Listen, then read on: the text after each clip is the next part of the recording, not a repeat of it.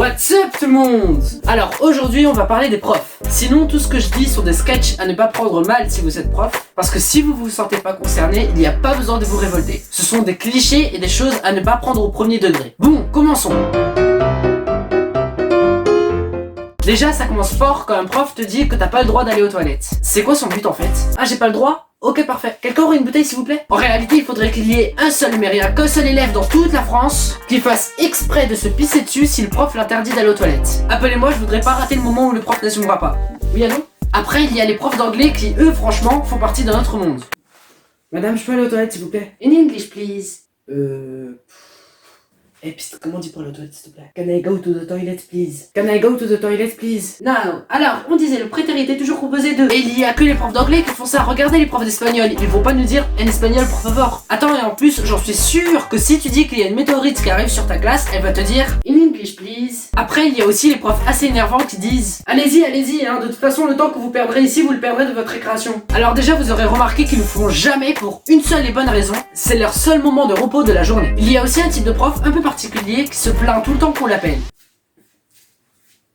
Monsieur? Non stop, je viens à peine d'entrer, on n'a même pas commencé le cours et il y a déjà des questions partout. Comment tu peux avoir une question? Comment? Mais non, c'est pas par rapport à ça, vous avez la braguette ouverte.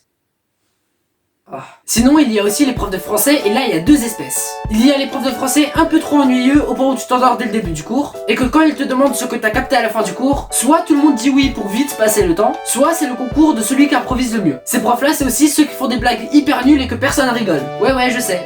Un peu comme moi. Et la deuxième espèce de prof de français, c'est les profs hyper sévères qui ne veulent rien savoir, mais qui restent assez marrants. Et très bizarrement, c'est ces profs de français là qui te calent de belles blagues. Pourquoi pas maintenant parler d'un type de prof dont on entend parler tous les jours? Les profs d'allemand. Alors déjà, il faut savoir que d'après ce qu'on m'a dit, les profs d'allemand, tout le monde les déteste. Et j'ai eu la confirmation de ça très particulièrement en me promenant dans les couloirs du collège.